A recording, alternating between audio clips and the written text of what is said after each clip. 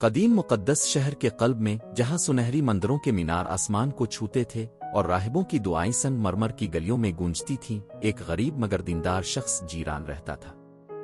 اس کے پاس دنیاوی دولت نہ تھی، مگر اس کا ایمان مضبوط تھا۔ ہر روز وہ عظیم مندر میں سجدہ ریز ہو کر دعا کرتا کہ اسے بغیر محنت کے روزی نصیب ہو، اس یقین کے ساتھ کہ خدائی فضل ہی کافی ہوگا۔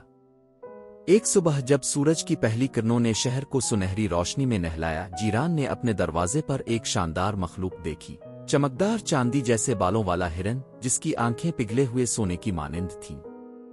اس جانور پر نہ کوئی نشان تھا اور نہ ہی کوئی زنجیر، مگر اس کے وقار میں ایک انوکھی شان تھی۔ جیران نے اسے اپنی دعا کا جواب سمجھا اور اسے خوش آمدید کہا، اپنے ہمسایوں کی دی ہوئی معمولی خوراک سے اسے کھلایا۔ لوگ حیرت سے اس جانور کو دیکھنے آئے، کیونکہ ایسا ہرن پہلے کبھی شہر میں نہیں دیکھا گیا تھا۔ مگر جلد ہی چامگوئیاں الزامات میں بدل گئیں۔ ایک رئیس خالد غصے میں بھڑکتا ہوا مندر کے صحن میں آیا، اس کے ہمراہ محافظوں کی ایک ٹولی تھی۔ یہ ہرن میرا ہے، اس نے گرج کر کہا۔ یہ رات کے اندھیرے میں میری حویلی سے چرایا گیا۔ یہ شخص چور ہے۔ جیران نے اپنی بے گناہی کی دہائی دی، یہ قسم کھائی کہ ہرن خود بخود آیا تھا، مگر کسی نے اس کی بات نہ سنی۔ اسے شہر کے عظیم جج کے سامنے پیش کیا گیا، جو اپنی دانائی اور انصاف پسندی کے لیے مشہور تھا۔ مقدمہ عظیم ہال میں شروع ہوا، جہاں مقدس نقش و نگار اس واقعے کے گواہ بنے۔ خالد، جو دولت اور اثر و رسوخ رکھتا تھا، اپنی دھونس جماتا بولا، یہ ہرن میرا ہے، ایک نایاب تحفہ جو دور دراز ملک سے آیا تھا، کسی چالاک چور نے اسے چرا لیا۔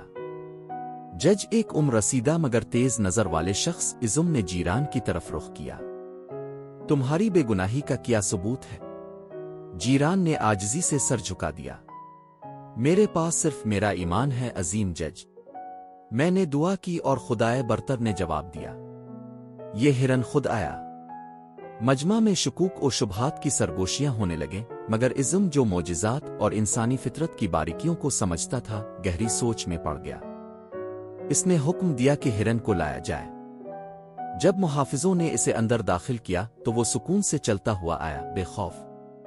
پھر جیسے کسی غیبی قوت کے اشارے پر وہ سیدھا خالد کے پاس گیا اور اس کے لباس کو اپنی ناک سے ٹٹولنے لگا۔ خالد کے ریشمی جبے کی تہ سے کچھ چمک اٹھا۔ ایک محافظ آگے بڑھا اور وہاں سے ایک چھوٹا خون آلود خنجر نکال لیا۔ حال میں حیرت کی لہر دوڑ گئی۔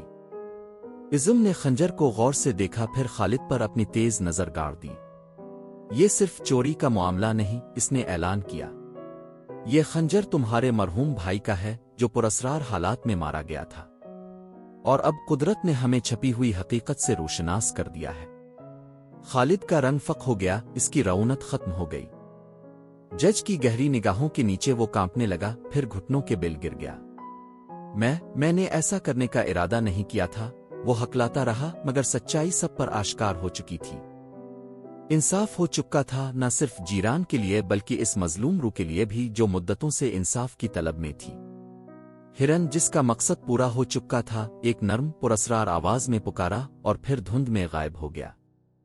شہر میں اس معجزے کی کہانیاں نسلوں تک سنائی جاتی رہیں، اور جیران اگرچہ اب بھی سادہ زندگی بسر کرتا تھا، مگر کبھی بھی فاقے کا شکار نہ ہوا۔ اخلاقی سبق: سچائی ہمیشہ غالب آتی ہے، چاہے کتنا بھی وقت لگے۔